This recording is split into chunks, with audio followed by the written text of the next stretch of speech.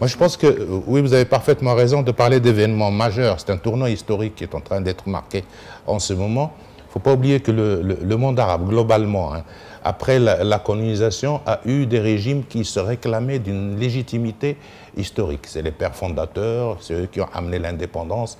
Ces régimes-là avaient une grande légitimité, pour la plupart, une grande légitimité populaire, fondée sur cet aspect-là. C'est le cas de Bourguiba, c'est le cas de Nasser, certaine fierté nationale, etc. Ce fut le cas de Nasser, de Bourguiba, ce fut le cas du parti Baas en Syrie, en Irak, etc. Et puis, les fondateurs de ce système-là, les pères fondateurs de ce système-là qui avaient cette légitimité sont partis, décédés, vieillesse, etc. Et leurs successeurs ne pouvaient plus se réclamer de la même légitimité. Ils n'avaient plus cette légitimité historique, cette légitimité fondamentale. Et ils n'avaient plus non plus, ils n'avaient pas réussi à acquérir non plus de légitimité démocratique ni de légitimité économique. Vous savez bien que la légitimité peut se fonder sur plusieurs raisons, dont les plus importantes, ce qu'on appelle les plus importantes, soit historiques, soit économiques, parce que vous me permettez de m'enrichir.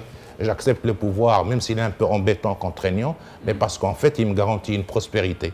Ça n'a pas été le cas. J'accepte le pouvoir, même s'il est embêtant et contraignant, parce que je l'ai démocratiquement élu. Ce n'est pas le cas. Et en fait, on s'est retrouvé devant un ensemble de régimes qui, en fait, n'avaient plus de légitimité. Au-delà de la légalité formelle, une constitution imposée ou acceptée, peu importe, mais au-delà de cette légalité, il y a le fondement psychologique, c'est les populations qui fait qu'on accepte d'obéir, qu'il y a la légitimité. Et dans tous ces cas-là, cette légitimité n'existait plus. Il n'y avait plus de légitimité. Et en fait, le plus important maintenant, c'est la recherche d'une nouvelle légitimité, soit la légitimité démocratique, soit en fait une autre forme de légitimité. Et à mon sens, j'espère qu'on se référera plus à la légitimité démocratique qu'à une autre forme de légitimité, c'est-à-dire religieuse, etc., qui nous ramènerait beaucoup plus en arrière.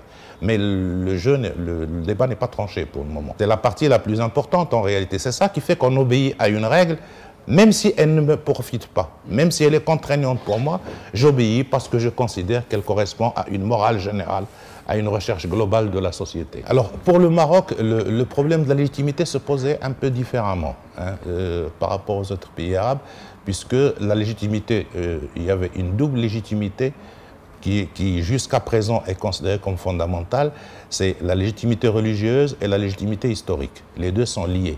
Jusqu'à présent, dans l'histoire du Maroc, ces deux aspects étaient liés. Ils continuent à être liés pour le moment. Ce qui ne veut pas dire qu'elles ne peuvent pas un jour être remises en cause. Mais pour le moment, elles continuent à être dominantes au sein de la société. C'est considéré comme la légitimité dominante au sein de la société. Maintenant, une partie de la légitimité, ce sont des aspects de la légitimité, aussi dominants soit-il, aussi importants soit-il, avec le temps, il peut s'effilocher, il peut changer, etc. C'est-à-dire qu'en fait, il faut que le système arrive à répondre aux autres aspirations. Ça ne peut que renforcer la légitimité fondamentale.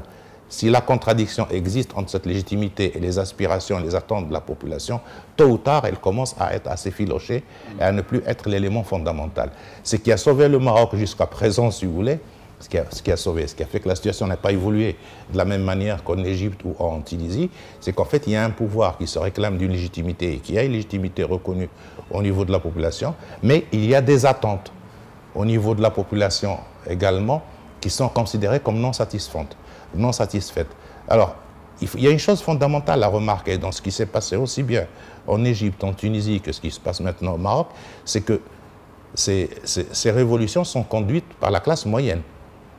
C'est la petite bourgeoisie en termes marxistes. D'accord ? C'est la classe moyenne en Égypte et en Tunisie qui a réagi et qui a été le moteur. C'est la classe moyenne qui est le moteur des revendications actuellement au Maroc. Hein. Ce n'est pas le lumpen prolétariat, c'est vraiment la classe moyenne qui sort dans les manifestations, qui avance des revendications, etc., etc.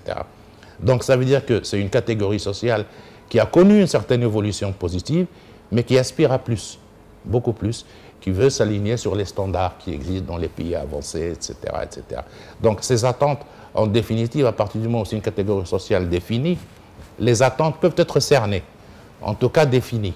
Est-ce qu'il est possible de le répandre et de la satisfaire rapidement ou pas, surtout sur le plan économique, etc. Ça, c'est un autre problème.